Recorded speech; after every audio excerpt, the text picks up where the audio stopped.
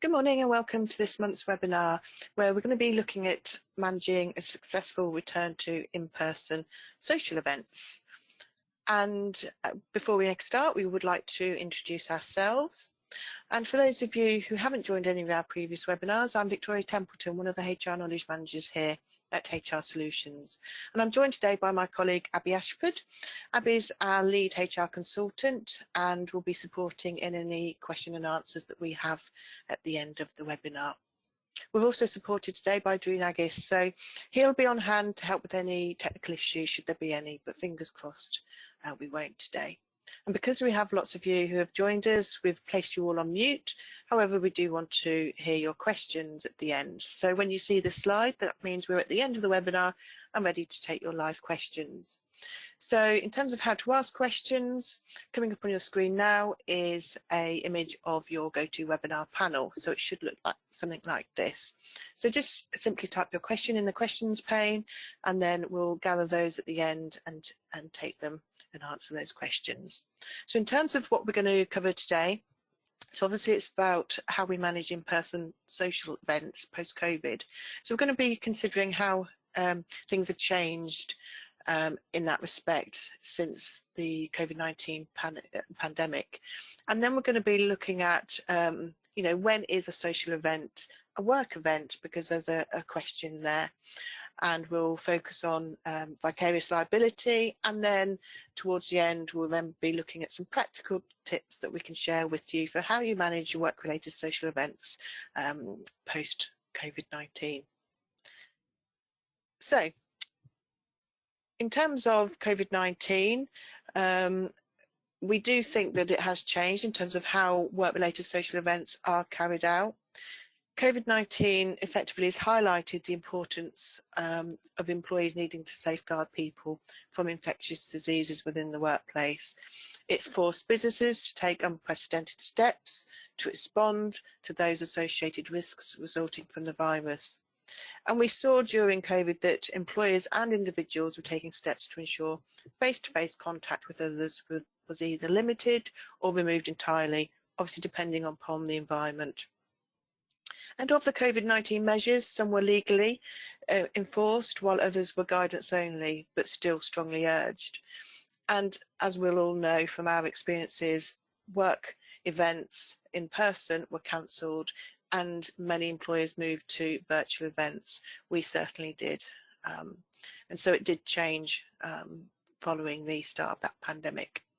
And it wasn't until spring 2022 when all legal required measures were removed, but actually the government still continued to advise to adopt safe working practices moving forward, and that still remains the case today. And actually we do continue to live with COVID-19. We are still, whether we're technically in a pandemic or not, I don't know offhand, but essentially we are still living with the virus. And the government continue to advise to maintain those safe practices to mitigate the risk of catching the virus. And that latest advice is about getting vaccinated, letting fresh air in if you're meeting indoors, practice the good hygiene, so washing their hands, covering cough, sneezes, and cleaning surroundings frequently. And of course, wearing face coverings. So that is still the government advice for people when they're interacting and socialising with others. But if we also think about the current COVID situation, as I said a moment ago, we are still living with the virus, and we know from statistics and the numbers that for the period up to the 3rd of September, for the 7 days leading up to that, 24,880 people tested positive in England with COVID. And in the same period, we know that 3,628 in England were admitted to hospital. So we know it's still there. And with entering the autumn and winter months, again, it could continue to evolve. We don't know. Thankfully, we have the vaccine, which has made a massive difference in terms of how people, if they do catch the virus, obviously it lessens the severity of it. But as I said, moving into the autumn winter months, we still have to be mindful that we're living with COVID. And so post COVID-19, an employer's legal obligation regarding COVID or infectious diseases in general it remains the same as they did prior to the pandemic. You know, we have always had infectious diseases to have to live with. The difference now, though, for employers is that there's this additional infectious disease, COVID. So it's something that obviously needs to be considered in the workplace. Under health and safety laws, employers do also have that legal duty to protect the health, safety and welfare of everyone in the workplace, and to then make those appropriate arrangements to ensure that. And the duty doesn't just cover for employees, but it does also cover those who might be affected by the business, such as visitors, contractors, agency workers, customers. So there's no change there with our health and safety laws. They are the same as they were pre-COVID. As I said a moment ago, we just need to be mindful that there's another infectious disease that has to be considered. And employers continue to be obliged to implement those control measures when workers come into contact with infectious diseases. In terms of the COVID risk assessment, then as an employer, you're no longer legally required to explicitly include COVID-19 in the risk assessment process, but many employers are still choosing to do so. And if you think about it, it is an infectious disease. Certain work environments may obviously definitely require that consideration being taken into account in the risk assessment. But as I said, it's not a legal requirement as it was during the pandemic. So an employer may wish to continue with it as part of general health and safety obligations when managing workplace risks. We also know that the government continues to advise adopting safe working practices, and obviously there's the employer's duty of care towards staff, customers, and anyone else who is affected by the business. So addressing COVID-19, especially when high infection levels could come about, would be a wise management practice. As I said, there's no legal requirement for the risk assessment, but it would be recommended. And then in terms of COVID-19, it's about being remaining aware of the continued risks. So, you know, the need to take steps to protect staff from the risk of contracting the virus at the workplace. You know, what will the potential impact be should there be an outbreak in the workplace?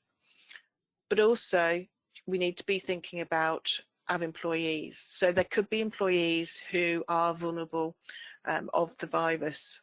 And so it's about identifying who could be at high risk. And we know that those would be the older employees, pregnant employees, those who choose to not be vaccinated, as well as those employees who may have an underlying medical condition that's particularly in risk of the virus. So there's still some considerations for employers. The legal duties still remain in terms of general health and safety. And so it's really important to be mindful of COVID when planning those in-person social events. Also consider that there may actually still be employees who may remain nervous about the virus. You know, on the whole, I just think, you know, from my personal experience and observations, you know, people are pretty much getting back to normal. I still see people wearing face coverings in supermarkets, out and about in crowded places. But you will perhaps still get employees who may still be nervous, especially when large groups are congregated or, you know, indoor settings. So just be thoughtful of that and consider your communications within your business about how you communicate any steps of what you're doing when you're managing any work-related social events that you're putting on. So now we know the context in which we'll be managing in-person work social events. We're going to just consider actually what a work event or social event is to help just understand more about your general obligations. So the question really, is a work social event the continuation of employment, meaning an employer's liabilities continue to apply? And we've got some case law that can help about social events and the question of, is it a work event or not? So first of all, the Chief Constable of Lincolnshire Police versus Stubbs. So that was a social event, just some drinks at a pub. And in this case, the employee was sexually harassed by colleagues when they went for that drink in the pub. Now, even though it wasn't set up as a work event, it was separate to the working day, meeting in a pub. In this case, the employee was held liable because the offence occurred at a social gathering, and that social gathering was deemed to be an extension of the employment relationship. You then have case Sellers versus YH Training Services, where a managing director had touched an employee who had been wearing a sleeveless dress. Now, initially on the shoulder, but then to the bare arm. The touch was considered longer than ordinary social contact and considered sexual harassment. And it was found that the managing director would not have touched a male employee in the same way. So these two cases are just illustrating that when you're putting on, when there's some social events that perhaps somebody in the workplace has organised, there's that question mark about whether it's a continuation of the employment and therefore whether an employer is liable. In the Bellman versus Northampton recruitment case, this was all about a 2011 Christmas party. But after the party, several guests went for an impromptu drink afterwards to a hotel where some were staying. Now, during the drinks, obviously these drinks were separate to the party. They hadn't been pre-planned. They hadn't been organised by the organisation. But there were some work-related discussions. They then became heated. In those heated discussions, the managing director lost their temper, lectured the employees, resulting in one of them challenging him back. The managing director, when he was lecturing the employees, I guess took upon himself as the managing director to lecture the employees. Now, the managing director reacted both verbally and physically assaulted Mr. Bellman, and he actually suffered severe brain damage from this this assault that went on. Whilst the employment tribunal found the employer was not liable, it was challenged, and actually through the Court of Appeal they overturned the previous tribunal's decision and actually found the employer liable to the verbal and physical assault. So even though the drinking session was not a seamless extension of the party, as I said a moment ago, the managing director decided to act in his role of MD by lecturing the employees on his rights as he felt that he had as an MD. So he was almost stepping up in his role at the event, not in a personal capacity. And as part of this outcome from the Court of Appeal, the judge ruled that actually when considering in the course of employment, the employment must be looked quite broadly and not too narrowly, which the original employment tribunal did. So again, there's another example of a social event that happened on the back of a work event, actually was found to be a continuation of the employment relationship, and the employer became liable.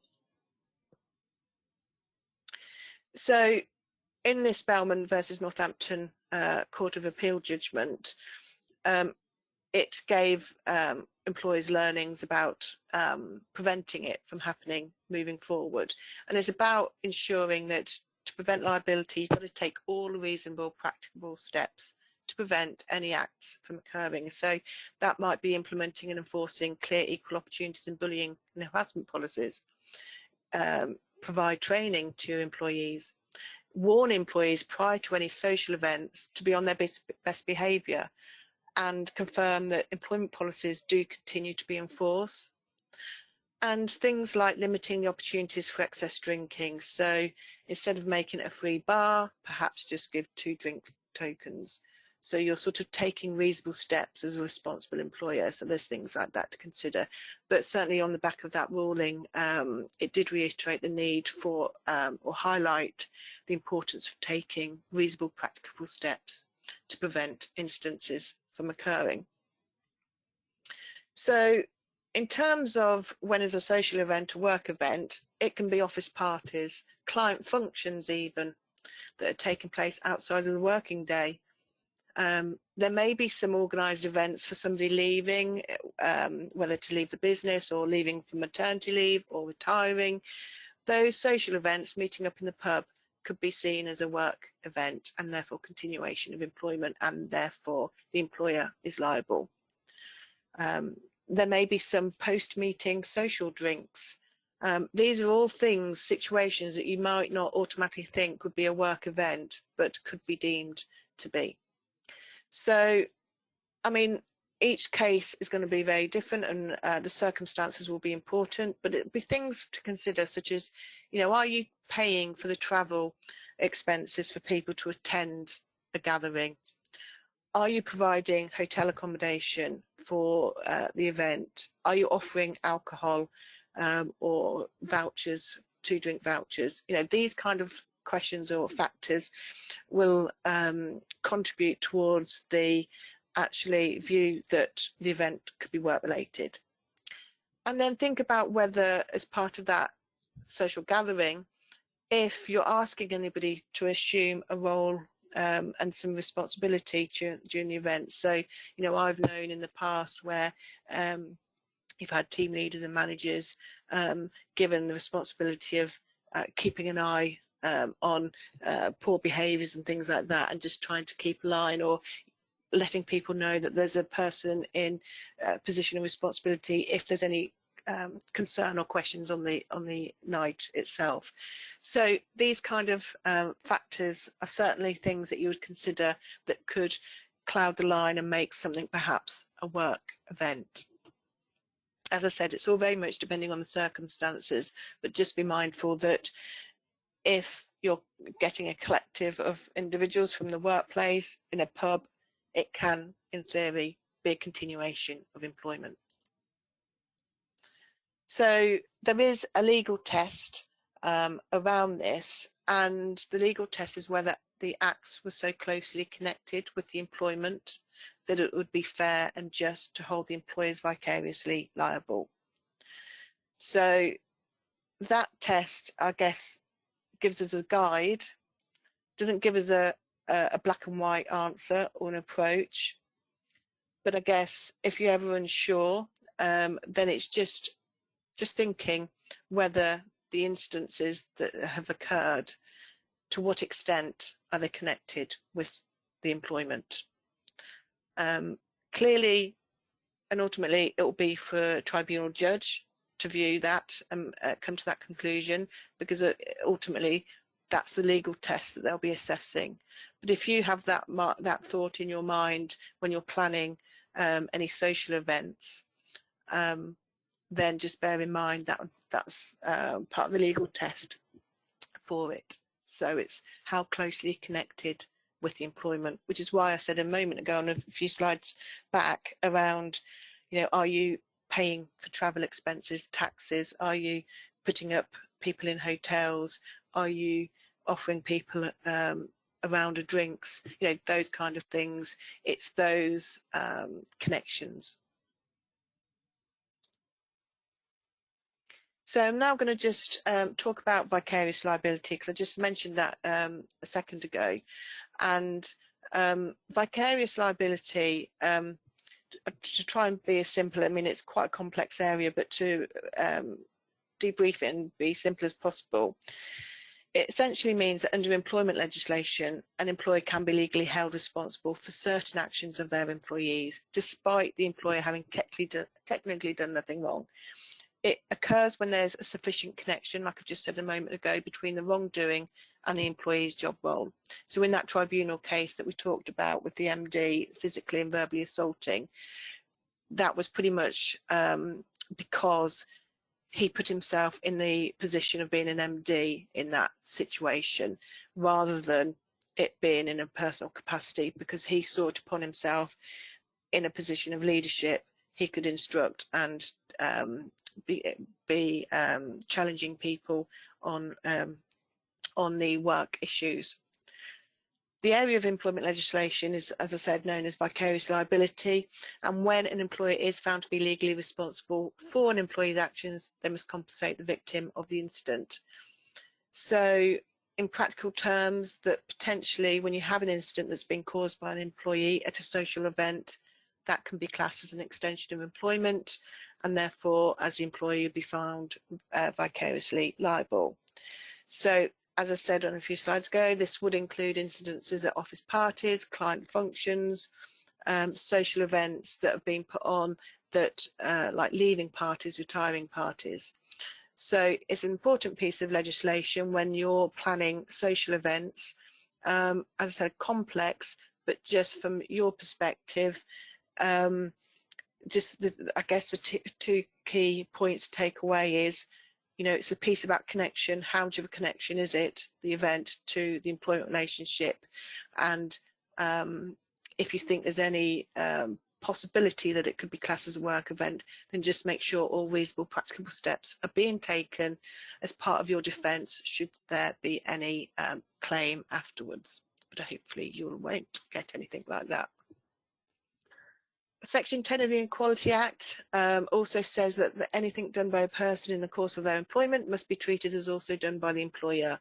It doesn't matter if it's carried out with the employer's approval or principal knowledge.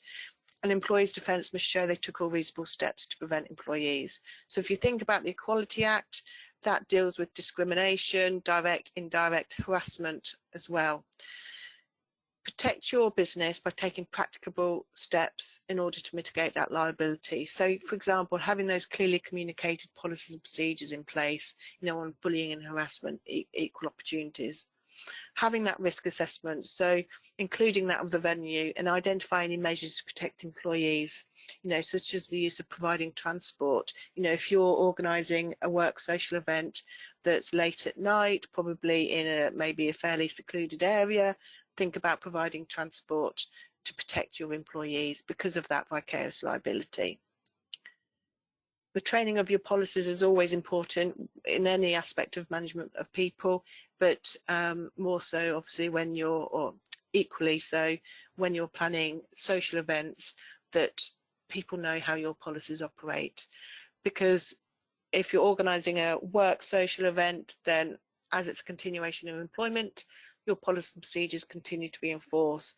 Therefore, after an event, if there's been an incident, you have the right to address what's happened, that conduct in the workplace afterwards, by using your necessary policies like your disciplinary, or people may raise grievances. So ensuring your policies are fully trained and clear is also one aspect of ensuring that you're taking all practicable steps to mitigate liability. And then communication in advance to managers and employees. And we'll come on to some more details of steps in the next section, but how you communicate in advance is going to be also crucial, because it's the tone that you set for the event, the messaging that you'll give, that's really vital. And as I said, I talked about appropriate measures such as taxis, transport, limited free drinks and things like that. So this is the last part of the webinar before we take some questions, and there's going to be a section first where we're looking at some practicable tips for managing work-related social events post-COVID. So it'll be focusing on from the COVID perspective, and then we'll bring in the usual more traditional practicable steps that we've always had that still remain. So let's first look at, from a COVID-19 perspective, what we should be considering when you're planning social events, because as I said, we are still living with COVID. We still have a duty to protect our employees, their health and safety, and we may in fact employ individuals who are particularly vulnerable. Like I said, older employees, pregnant employees, those who choose not to be vaccinated, those who can't for some reason because of a medical condition. So from this perspective, then your risk assessment is important. I mean, that should happen anyway. Even before COVID, there's that duty to have that risk assessment for work events, especially if you're using another venue, another premises. So you still have that duty of care to your employees outside of normal working hours when it's a work event. And from a health and safety aspect, and in terms of preventing discrimination, harassment and bullying, then you need to just make sure that you're considering all the risks there. And as I said, all the usual employment law and policies apply. So it's about identifying the hazards. And whilst I said a moment ago that there's no legal requirement to have COVID explicitly in your risk assessment, if your venue is particularly enclosed, small, you might want to just, as best practice and guidance, still address that as a potential risk of infectious diseases and think about what measures you might want to offer to help mitigate those risks. And as I said, identify in your risk assessment process those who are particularly vulnerable to the virus. So think about, consider steps to lower the risk. So it might be if you're going to a restaurant, then is there hand sanitizer? Because if you remember the government guidance, it's about maintaining those good hygiene measures. So do you want to make sure there's hand sanitizer around? Is there sufficient spacing between tables? Speak with the venue to see how they manage social distancing now in this world post-COVID. So always think about the steps that you may need to consider to lower the risk, and determine an appropriate venue as well. You might want to choose a venue that's particularly low risk, as in there's adequate spacing for social distancing. So things to consider definitely is the venue and what you do. You can explore and find out what the venue is doing in terms of safety measures. So as I said about the risk assessment, that's fundamental with or without COVID, isn't it?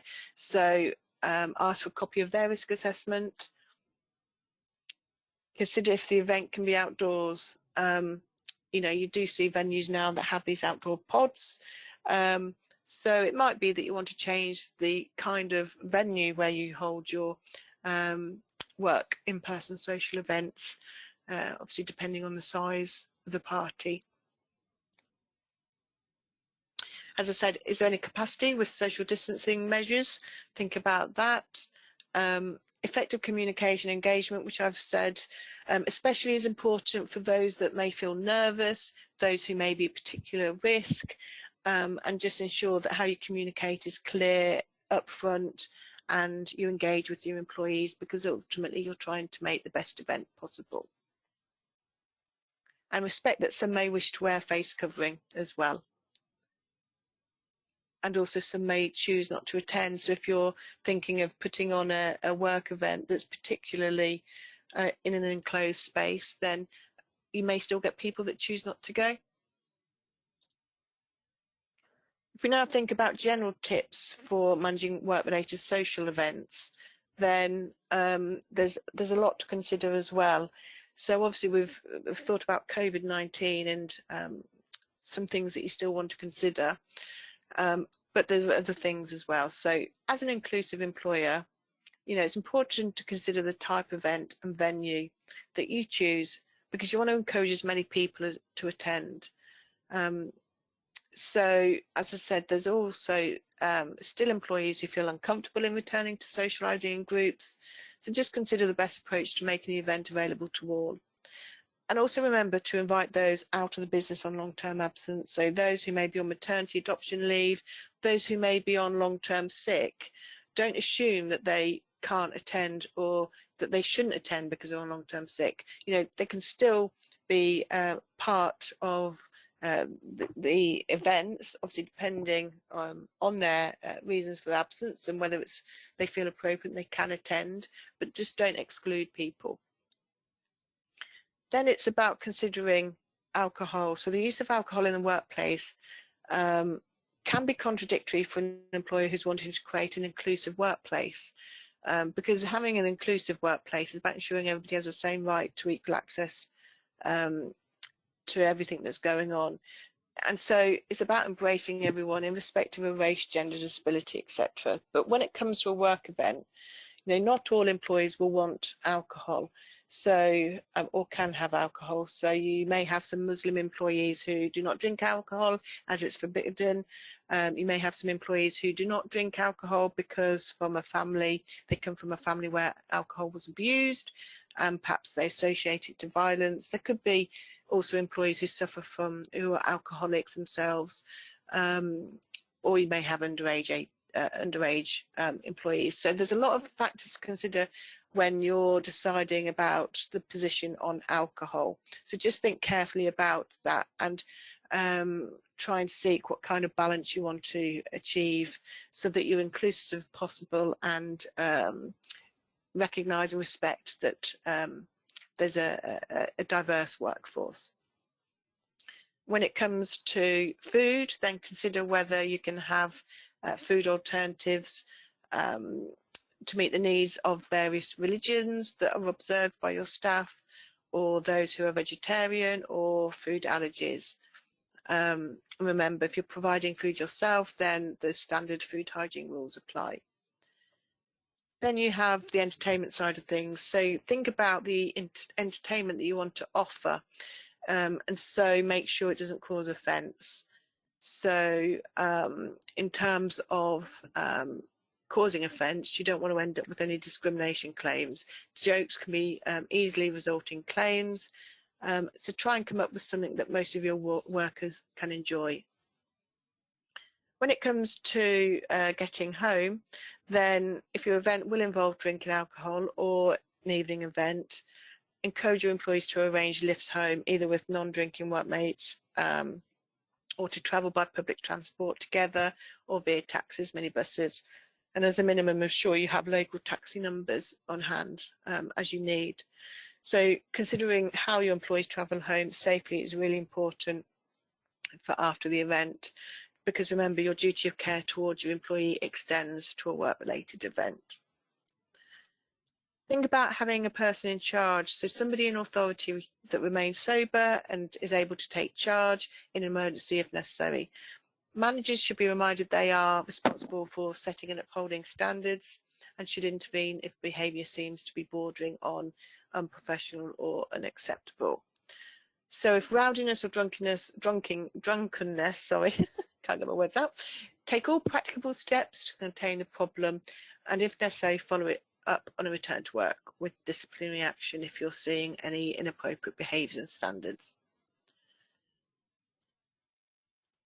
Briefing your managers and employees is also key. Ask your managers to keep an eye out for any signs of harassment and unacceptable behaviours so that they can be nipped in the bud.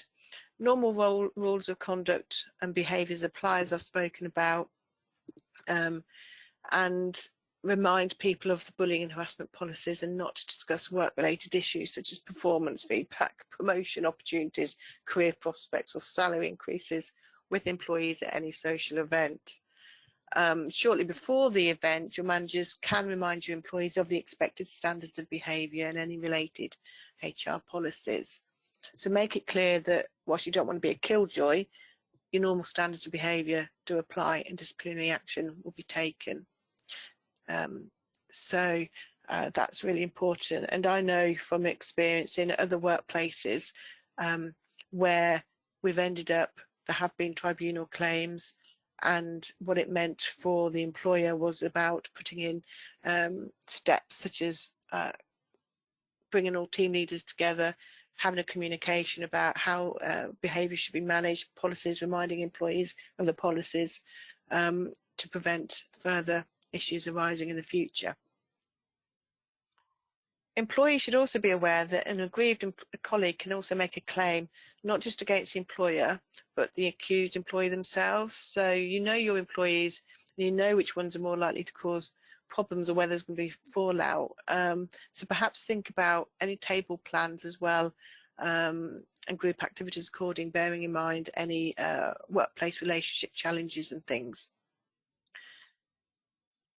And obviously we need to think about the next day. So from a workforce planning perspective, if your event is at a weekend and you only work weekdays, then you may avoid the potential problem of lateness or incapability the following day. Otherwise, consider how lenient you'll be towards staff who do turn up late the next morning with a headache or not at all. So it's just trying to find that balance. Ensure that all managers take a similar stance, otherwise you might end up with grievances, inconsistent disciplinary warnings, and be careful to ensure that employees who drive or operate machinery clearly are fit to do so, and consider what the likely chances are of unexpected absences and lateness and how you might cope with those. And then in terms of the aftermath, then if you do go on to receive any complaints of harassment, discrimination, or any other issues that have resulted from the business organised event, then take them really seriously. They should be dealt with in line with your normal proper procedures and be addressed. So there's quite a lot to think about in the planning stages of the event, and hopefully that's given you some ideas if you're in the early stages of planning your Christmas party. So what we'll do now is, if there's any questions, Abby, or perhaps run through any questions. Yeah, sure. There's we haven't got any questions at the moment, but as you Okay. were talking through, Victoria, I was just making a few notes of just real life examples that I might have gone through with some of the clients that we service at HR Solutions. So I'll just whiffle on for a little bit about thoughts that that's come to mind, and I'll see whether any questions pop up on the panel meanwhile. So a couple of things I've jotted down. The first was when you were talking about COVID-19, the fact that it hasn't gone away. I mean, yes, we wish it had, but we have to be realistic. It is still there, and sometimes a worry for more than others. But what worked quite well last year with quite a few employers was organising Christmas parties, for example, which obviously now is the time of year that usually you'd be booking venues. But yeah, with Christmas parties in particular, scheduling them in November and January rather than December was a really good idea last year. It certainly worked well for us, because it meant that if you were having an in-person event and people did catch COVID during that time, that at least it gave people a chance to get better if that was in November, so that they could still enjoy their family time Christmas in December. Or if it was in January, then something to look forward to with the January blues. So that was quite a good tip, I think, that we can perhaps carry through to this year whilst we're still, battling with COVID. And then another thing that works quite well for quite a few people that I talk to is having some kind of working party, just a group really of volunteers, of course, but from a business, to look at what would work well for an event, whether it's a Christmas party or a leaving do, whatever it might be, just to sort of canvass and perhaps run some polls or surveys of what do people want? Do they want it to be an in-person event? What kind of food and alcohol options do they want to look at? What kind of entertainment would people enjoy? Is it going to be something where there's a physical activity or not? And are we isolating people, or are we being inclusive and perhaps give them a budget? It can be quite a fun thing to do. Some people really like working on something like that, so that's quite a nice thing to perhaps instill.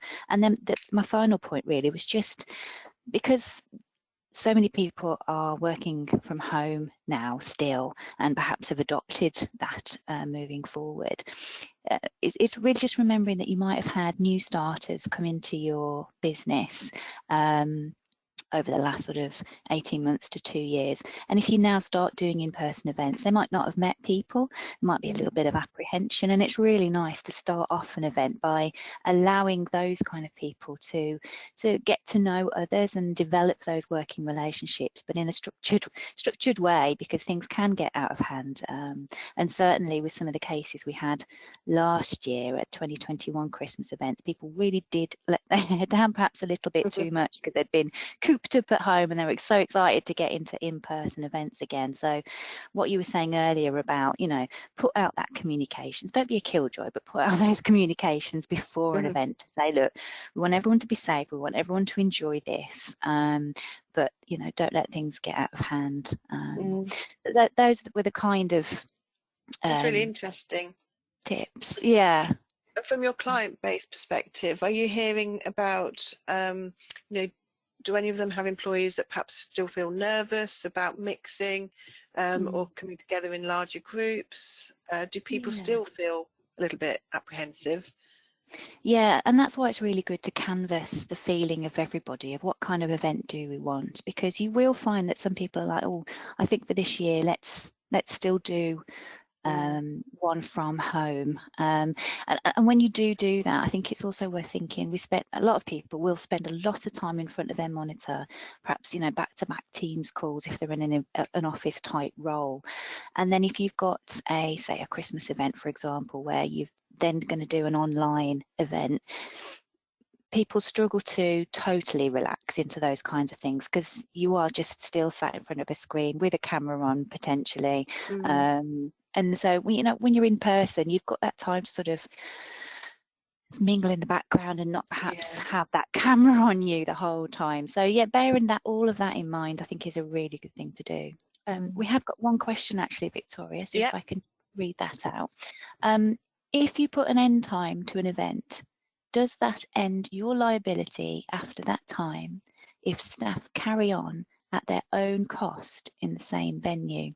Okay, so I can imagine this happening. You've had a structured work event, it's come to an end, and perhaps that was in one venue and people have decided to carry on the night, maybe going to a nightclub or something like that. So the question is, does the liability end once that work event has finished? So it is not a straightforward yes or no in my view, because unfortunately the legislation and vicarious liability, it's not specific as to it starts at this point. It's about interpreting the circumstances and to what's actually going on in the situation itself. So I would suspect that if, say there's an incident then that's happened and you're dealing with it in the workplace, you would really want to know through any investigation the exact circumstances of what happened. So if we think about that case ruling that I talked about with the MD, where the work event had finished, people then went to their hotels just, you know, for the evening, and it was an unplanned impromptu drinks back at the hotel, and that was found to be the employer was found to be vicariously liable because of the circumstances, and that was the MD put himself in the position of being the MD, wasn't in any form, you know, a personal capacity in managing that situation. It turned into talking about work events that became heated. So I think it's about the connection. So if you do get an issue where that has happened, use your internal procedures, disciplinary grievance procedures, and the investigation then that follows to really establish what went on, what were the conversations, what were, you know, to try and draw out, were there any connections? And then from a risk management point of view behind the scenes, you can try and gauge as to what level of risk your employer, your business is in from what you found out from that investigation. Because it might be you conclude actually that there's no connection to work, or actually there's too much of connection. It's a fine line. There's no cutoff, so it's not defined, which is hence why I said it depends on that. Yeah, and if you want to add anything. Yeah, what your legal test slide is exactly what you just said in terms of whether the acts were so closely connected with the employment that it would be fair and just to hold the employers vicariously liable. So yeah, it's not a black and white answer, but certainly you've got to bear in mind that it could well be closely connected if there's, you know, a group from an event then went to another venue, but they're still all work colleagues.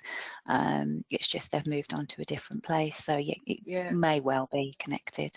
Yeah, and even if it's their own cost, it could still be connected, because there could be other factors that collectively outweigh that and actually lean to the view that actually it is a work issue, a work event.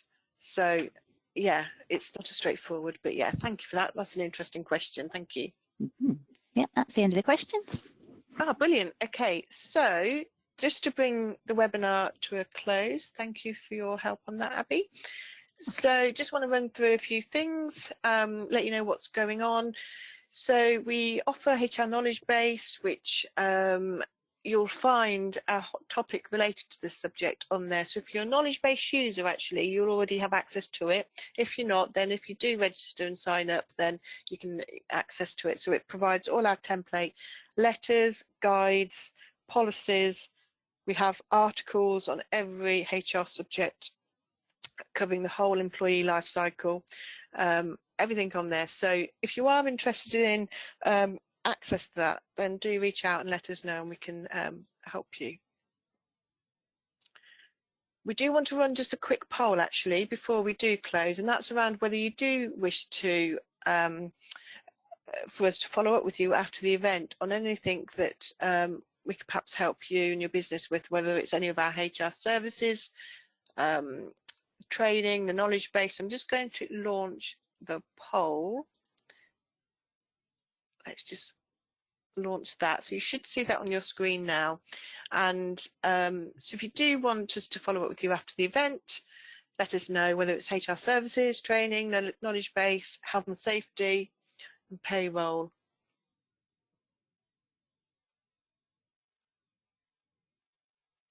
I'll just do it for a few more moments and then I'll close the poll. Brilliant. So,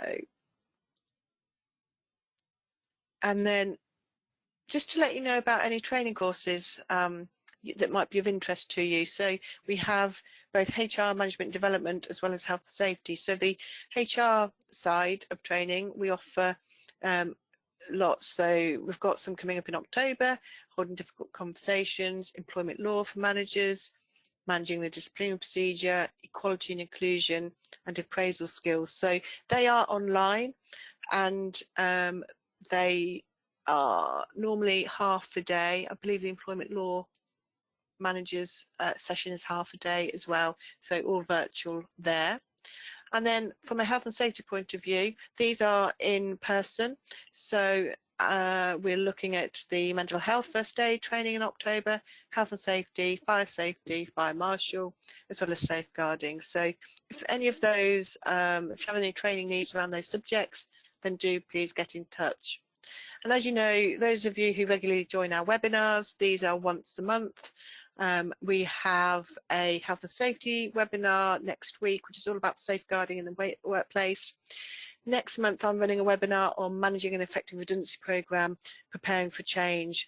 You know, given everything that's going on with the cost of living, it may be lots of employers are thinking about actually, do they need to review their structure setup, and we may see redundancies coming about over the coming months.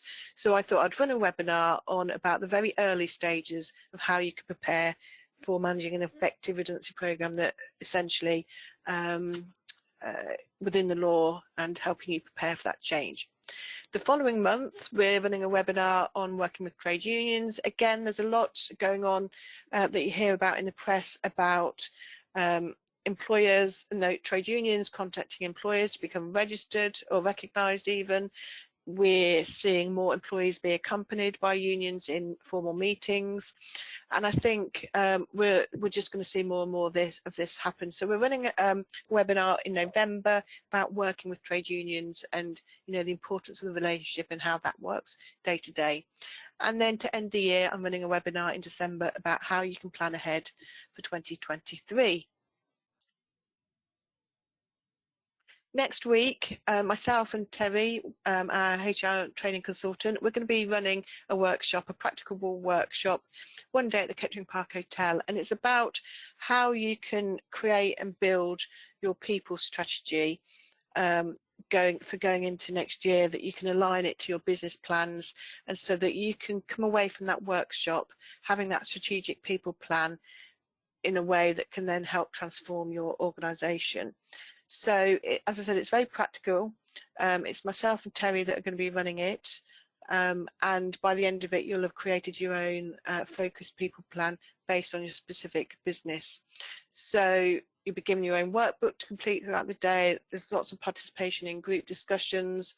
And as I said, you'll leave the day with your own strategic people plan that's tailored to your business.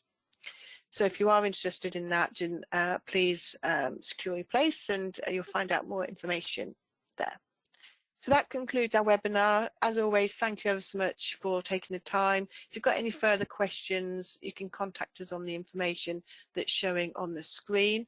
A copy of the slides will be issued after the event. and a recording will be available as well. So as usual, we do like to receive feedback. So if there's any feedback, there'll be a short survey that you'll be asked to complete. If that would be something that you could do, that we would be grateful for that. And then that just leaves us to say thank you. So thank you to Abby and Drew for supporting the webinar today and your contribution. And thank you to everybody that's taken the time out. I know it's ever so busy for everybody, so we really do appreciate it. And we hope to see you on the next webinar. Thank you, everybody, and have a good day.